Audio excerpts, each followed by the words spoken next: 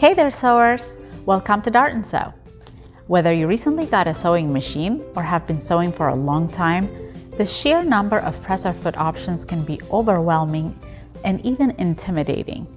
Do you really need a 52-piece presser foot kit? Well, I'm here to tell you, absolutely not. There are really 3 essential presser feet that every home sewer needs to have, and 2 more that would be very helpful to add to your toolkit. Everything else is not a necessity. It is a nice luxury if you want to venture into specialty feet. I plan to do a separate video on that later.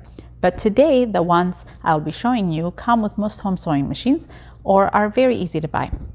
By the end of this video, you'll be comfortable with using the 5 essential presser feet for your everyday sewing needs. First, the quick basics. The presser foot sits between the needle and the throat plate of your machine and holds down the fabric. It determines where the needle goes on the fabric and ultimately what your stitches will look like. The first and most important presser foot is the all-purpose foot. If you could only own a single presser foot and nothing else, it would be this one. This is the foot you will use for 2 of the most common type of stitches, the straight stitch and the zigzag stitch. What makes this foot so versatile is that the needle passage is wide and allows for the needle to go in different directions, either up and down or side to side.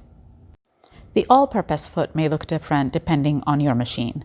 These are both all-purpose feet from 2 different machines. The right one is made of metal and a bit more sturdy as it is from a heavy-duty machine. And the bottom is smoother for easy glide. The great news is, every machine comes with an all-purpose foot, and it will be your best friend for almost all your sewing adventures. Contrast this with the second type of foot, the straight stitch foot. As you can see, the needle path is small and round, and this foot can only be used for a straight stitch. If you set your machine to zigzag and leave this foot on, your needle will hit the metal and break, and that is not a pleasant experience. It has small guidelines in the front and a smooth bottom. This foot is best for sewing in a super straight line, especially on slippery light fabric and multiple layers. Which brings us to the third important foot, the Teflon or non-stick foot. This one does not come with all machines. It looks a lot like an all-purpose foot in shape and function, but is made of Teflon material, which is easy to sew fabrics like leather, suede, plastic, or vinyl, which tend to stick to presser feet and can be difficult to sew. This type of foot would be super helpful when sewing especially vinyl or plastic, and that is because of the smooth bottom. But if you don't have this foot and you can't get one, you can put a piece of tape cut to fit at the bottom of your standard foot to simulate the surface. Here I have used washi tape, but you can use another type of tape to create a non-stick surface, but preferably one that does not leave a lot of sticky residue behind when you take it off. I've heard people like masking tape and painter's tape or even clear tape, so you can try whichever one that works for you. The fourth type of foot that I think is very helpful is a buttonhole foot. You can use it to make not just a buttonhole, but any type of finished opening on fabric, like for a drawstring, for example. Once you choose your button, you open it like this and put the button in. This will set the size of the hole. It also helps to stabilize your fabric with interfacing, which should go on the wrong side of your fabric. Next, you want to mark where the button will sit on the right side of the fabric. Mark the lowest part of the button and draw a vertical line toward the top at the center. Transfer the spot on the wrong side of your fabric and place the interfacing there. Take it to your iron and press sticky side down. Once you mark your fabric, it's time to attach the presser foot using the metal bar, just like a regular presser foot. The button should be facing back. Once your presser foot is in place, drop down the buttonhole lever and place it behind the front stopper or between the 2 stoppers. Once your presser foot is attached, it's time to select the type of buttonhole you want to make. I've made my selection and now it's time to make the hole. The most important thing is to line up the horizontal mark you made with the red mark on your presser foot and center your vertical line. Now you can start sewing. You don't need to guide the fabric. Let the machine do its thing. When it's finished sewing, it will stop. Don't forget to do a test on scrap fabric because it is hard to remove these stitches if you make a mistake. There's one last step, and that is to open the hole. But first, you need to place a pin at the end so you don't cut too far. You can use a seam ripper or small scissors to make the opening. Now that we have our buttonhole made, we can test it with a button.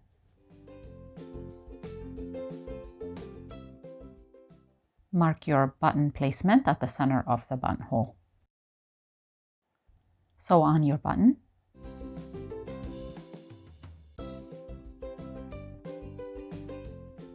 It fits your button perfectly. If you want to make a drawstring hole using this foot, here's how. Choose the size of your drawstring first. Interface the back of your fabric. Measure the width of your ribbon. Find a button or a coin with the same width. Mark the placement of your two openings on your fabric and mark the bottom of the openings. Be sure to use an erasable marker because this is the right side of the fabric. Follow the same sewing directions like you did for the buttonhole.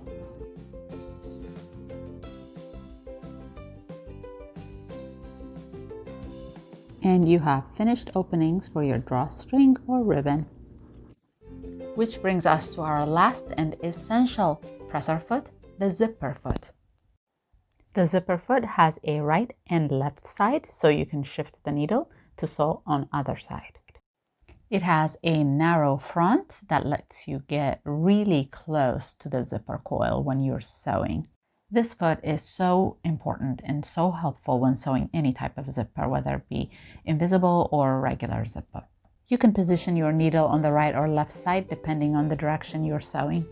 It also has this groove underneath where the zipper coil can travel through. Contrast this with other types of presser feet that have a wide base that don't give you that advantage. I'm going to show you an example of how you use this presser foot to sew on a standard zipper. First, mark where you want the bottom of your zipper to go. Baste your fabric together at 1/2 inch or 5/8 inch seam allowance. Backstitch at the mark that you made and continue sewing at a regular stitch length.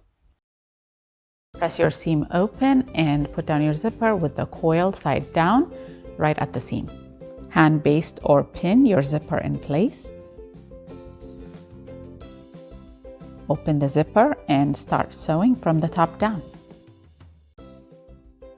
When you get to the bottom, lift your presser foot, close the zipper, and continue sewing. Sew about 1/4 to 1/2 inch past the mark that you made. Lift your presser foot, turn your fabric, sew across the bottom. Counting the number of stitches will help you keep the seams even on both sides.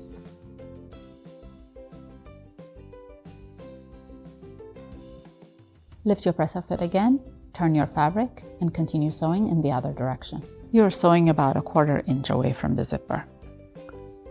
When you get to the top, lift the presser foot and move the zipper pull out of the way again, and stitch the rest of the way, and you're done.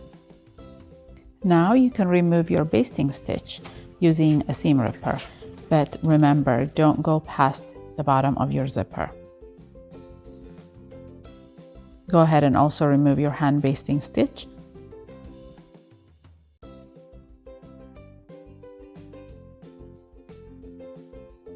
Well done! You have just used your zipper foot. If you want to know how to put on an invisible zipper, check out my tutorial on that. I'll add a link below. Now that you are familiar with the 5 essential presser feet, stay tuned for future videos as we try fancier techniques and elevate our sewing game. Hit subscribe if you want to be notified of future tutorials, and thank you for watching.